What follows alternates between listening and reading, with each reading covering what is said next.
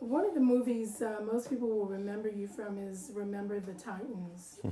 You starred in that movie with Denzel Washington. Can you share with us some of your experiences on the set with that movie?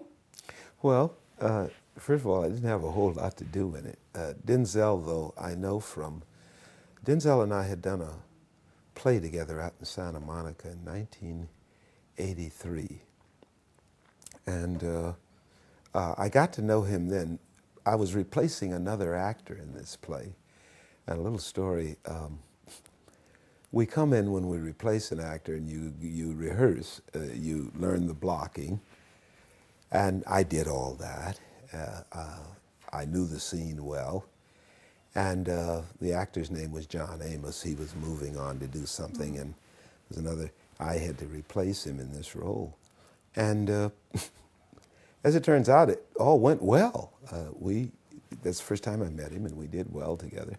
The director had asked me to come in.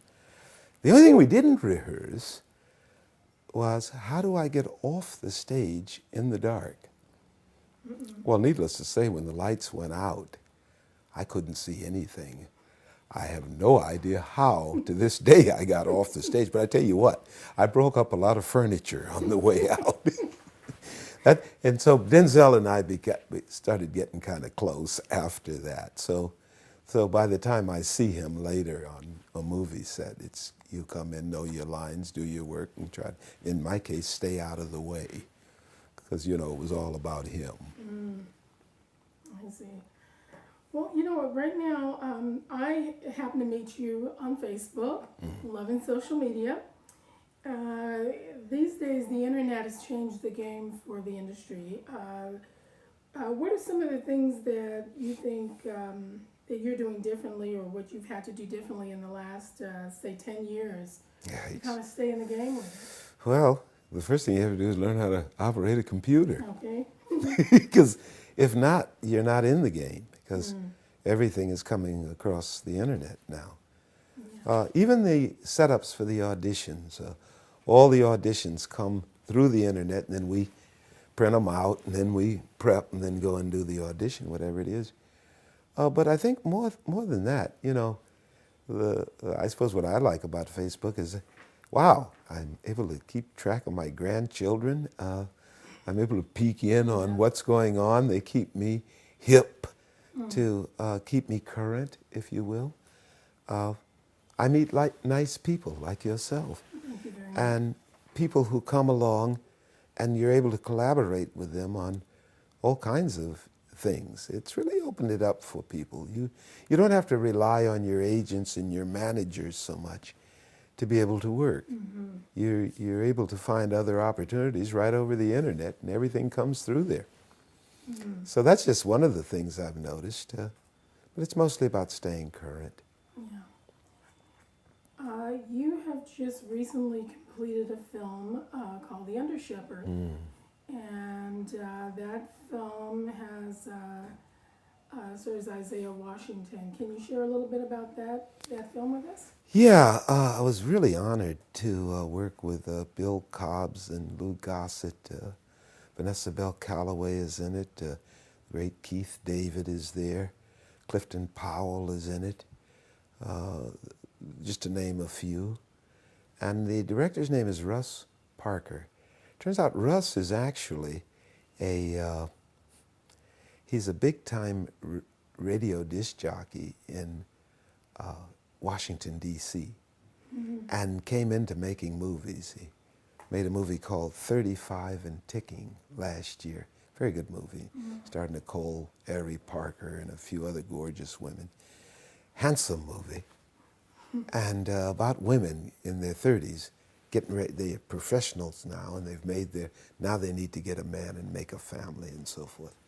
Very well shot. I thought, God, this guy, everybody was pretty in it. So I was very happy to be in this movie because I knew we were going to be shot beautifully.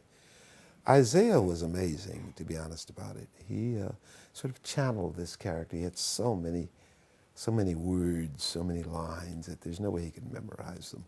So he would place them in the Bible and hide them right in the Bible, so it looked like he was reading from the Bible when he's actually reading his lines, which was very clever. and it looks fabulous on film because you can't tell. But at any rate, it was nice to work with a group of, particularly Lou Gossett. Even to watch him work was just an honor to just sit around and be, not to mention being in a scene with him. But even when I wasn't, just to watch him do his work. He and Bill Cobb's a couple of pros that know what they're doing. And that was really the joy of it, to work with good actors and then make something that it's going to upset the churches because it deals with a minister who is so charismatic, and the women just begin to come to him, and he can't help himself. We know the story. Seems like a crime story Yes. dealing with every year. Yes, but there is a B story that's quite wonderful. There's a lot of things going on with us, but his wife is suffering from bulimia.